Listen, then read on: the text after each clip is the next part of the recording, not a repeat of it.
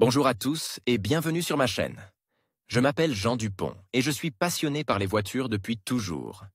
Sans beaucoup de raisonnement, passons au sujet de la Cas vidéo. dans lesquels une voiture peut être remorquée d'un parking. Est-il possible de résister aux actions des conducteurs de dépanneuses? Vidéo sur le chargement infructueux de voitures. Se garer en ville devient une tâche difficile. Il y a de moins en moins de parkings gratuits et de plus en plus de voitures. Les propriétaires doivent non seulement se garer sur les places attribuées, mais aussi occuper des endroits non prévus à cet effet. Bords de route, zones libres, et parfois même trottoirs et pelouses vertes. Or, si vous avez laissé votre voiture sur une place libre, il se peut que vous ne la retrouviez pas sur cette place. La raison en est que votre transport personnel a été pris en charge par une dépanneuse. Voyons à quel moment le service d'évacuation de la police de la route peut saisir la voiture et l'envoyer à la fourrière. 1. La voiture est laissée sous un panneau interdisant le stationnement. Les panneaux interdisant le stationnement et l'arrêt, ainsi que le stationnement certains jours, pairs ou impairs du mois, ont une zone de validité jusqu'à l'intersection située à la distance la plus proche du panneau. En outre, seul le code où ils sont placés est inclus dans leur zone de validité. Un panneau peut être placé sous le panneau d'interdiction pour indiquer la distance, ce qui indique la zone de validité de l'interdiction de stationner. Un panneau, Tow Truck Operate, informe les conducteurs que s'ils stationnent dans une zone interdite, la voiture sera transportée à la fourrière. Il est possible de se tromper si les panneaux, parking et interdiction de stationner sont situés presque l'un à côté de l'autre. Si vous voyez le panneau 3.28 en premier, il est interdit de s'arrêter avant le panneau parking. S'il y a une poche sur la route, placée après le panneau d'interdiction de stationnement, vous ne devez vous y arrêter que si la poche est munie d'un panneau d'autorisation de stationnement. En l'absence d'un tel panneau, il vaut mieux ne pas prendre le risque de garer sa voiture à cet endroit. Vous ne pouvez avoir peur d'une dépanneuse que si les panneaux d'interdiction sont accompagnés d'un avis approprié, la dépanneuse est en service. S'il n'y a pas de panneau, vous ne pouvez vous en tirer qu'avec une amende, ce qui ne vous rendra pas heureux non plus, mais n'est pas comparable à la disparition de la voiture garée et à sa découverte dans le parking avec d'autres actions pour obtenir l'autorisation de la police de la circulation de l'enlever et de payer pour cela. 2. La voiture est garée dans un parking pour personnes handicapées. Les places réservées aux personnes handicapées dans les parkings sont signalées par un panneau spécial, de même que ce panneau est reproduit graphiquement sous la forme de marquages horizontaux. Selon la loi, 10% de toutes les places de stationnement, dont au moins une, doivent être réservées aux personnes handicapées. Il est souvent possible d'observer une image, devant un hypermarché, il y a des rangées serrées de voitures, où il est impossible de se faufiler, mais les places réservées aux personnes handicapées sont vides. Certains automobilistes sont donc tentés de s'y garer. Seulement, il faut savoir qu'une telle infraction est passible d'évaluation et d'une amende considérable de 5 000 roubles. La voiture sera enlevée s'il n'y a pas de panneau « Personne handicapée » sur la voiture, même si le conducteur a le permis approprié et que la voiture est inscrite dans le registre de cette catégorie.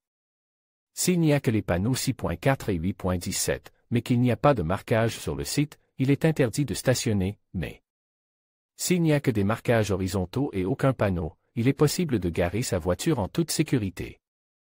Même une amende délivrée par la police de la circulation dans ce cas peut être contestée devant un tribunal. 3. La voiture gêne la circulation. Les cas où la voiture est menacée d'évacuation sont précises dans le Code de la route, au paragraphe 12.5. Il est interdit de s'arrêter sur les voies de tramway et à proximité de celles-ci, si la voiture gêne le passage du tramway. Une voiture garée à un passage à niveau, dans un tunnel ou laissée sur un pont sera remorquée. Une voiture garée sur un passage piéton ou à moins de 5 mètres de celui-ci sera évacuée. La liste des cas où le stationnement est interdit est assez longue. En général, il s'agit des endroits situés à proximité des arrêts ou des intersections, des feux de circulation et des passages pour piétons, des passages à niveau et des pistes cyclables. En outre, une voiture dont le propriétaire n'a pas trouvé d'autre solution que de la garer en deuxième rangée sur le bord de la chaussée est susceptible d'être évacuée. Lorsqu'un véhicule en stationnement crée une situation dangereuse pour les autres usagers de la route ou les piétons, une dépanneuse peut être attendue. 4. Évacuation d'un parking dans une cour. Il semblerait que dans votre propre cour, vous puissiez laisser faire et garer votre voiture comme bon vous semble. Mais la vérité est que le service de remorquage peut emmener votre voiture à la fourrière depuis la cour de votre immeuble.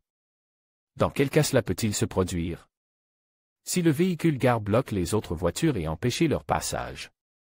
La route adjacente à la maison est considérée comme une voie publique et tombe donc sous le coup de l'article 4 du CAO, qui prévoit une amende et l'évacuation en cas de blocage des voitures voisines. Et si le propriétaire bloque la voiture d'un médecin appelé en urgence, il peut même faire l'objet de poursuites pénales, une peine de 4 ans si le patient n'est pas sauve à temps. Un autre cas où une voiture peut être enlevée par une dépanneuse est celui où elle bloque la sortie du chantier, et il n'y a aucune excuse au fait qu'il peut y avoir plus d'une sortie. De même, une voiture garée de telle manière que les autres conducteurs doivent la contourner en violation du code de la route, rouler sur le trottoir, rouler sous un panneau d'interdiction, peut être enlevée par une dépanneuse. Enfin, une voiture en stationnement ne doit pas gêner le travail des services publics, en particulier l'enlèvement des ordures. Une voiture garée à une distance inférieure à 5 mètres de la zone des conteneurs à ordures est considérée comme une infraction et peut être évacuée vers la fourrière, car elle gêne l'approche des camions à ordures et le processus de nettoyage du territoire. S'il existe dans la cour un emplacement réservé aux véhicules spéciaux avec un panneau et des marquages interdisant le stationnement, il est également interdit de laisser la voiture stationnée pendant une longue période dans cette zone, ce qui peut entraîner l'évacuation. 5. Une voiture abandonnée ou qui éveille les soupçons des forces de l'ordre. Il arrive que l'on aperçoive une vieille voiture rouillée qui est restée dans un coin recul de la cour pendant des années.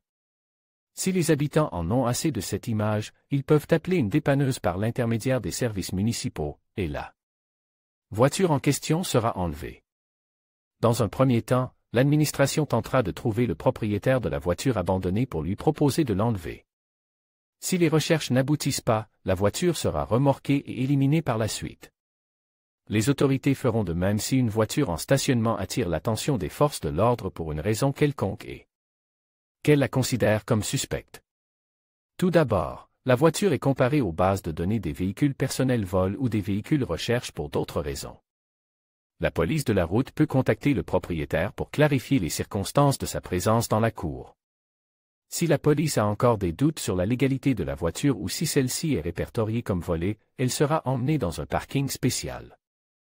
6. Les agents des services publics peuvent déplacer le véhicule.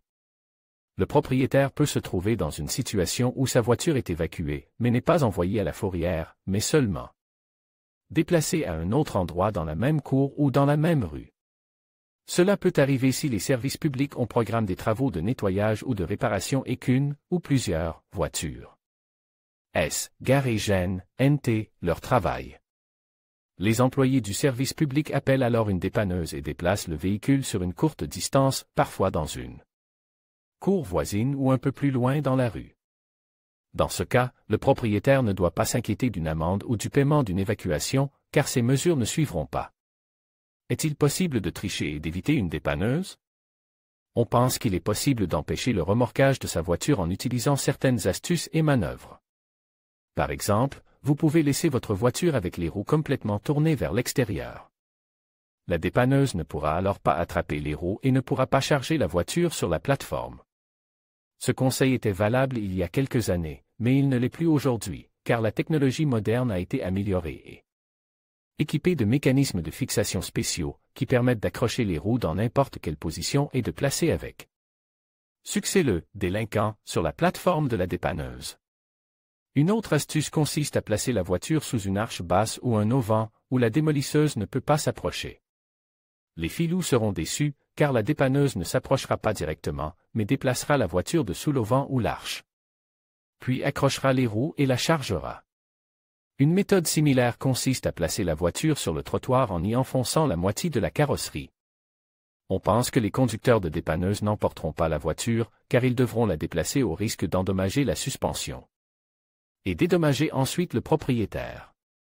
Ce qui n'est pas pris en compte, c'est le fait que les démolisseurs modernes déplacent le véhicule avec précaution, en dégageant les roues bloquées à l'aide d'un attelage. Des méthodes telles que garer une voiture avec le moteur en marche ou laisser un chien dans une cabine fermée n'aident pas non plus. Dans ce dernier cas, vous pouvez également être tenu pour responsable des actes de cruauté envers les animaux. Pour éviter le recours à une dépanneuse, il est conseillé de garer la voiture de manière à ne pas gêner la circulation et de respecter le code de la route. Conclusion: même si la voiture est remorquée sous vos yeux, tout n'est pas perdu pour autant. Tant que la dépanneuse n'a pas commencé à se déplacer avec votre voiture, il est encore possible d'annuler le déplacement, c'est à dire d'éliminer la cause de l'évacuation, à savoir la remise en stationnement de la voiture. Pour ce faire, vous devez contacter l'inspecteur obligatoire de la police de la circulation présent sur les lieux et déterminer la raison pour laquelle la voiture a été enlevée. Il est possible de contester l'infraction si le conducteur prouve, à l'aide de photos ou de vidéos, qu'il n'y a pas de panneau « remorqueuse » en service ou qu'il n'est pas visible en raison de la couronne des arbres. Vidéo sur le chargement infructueux de voitures.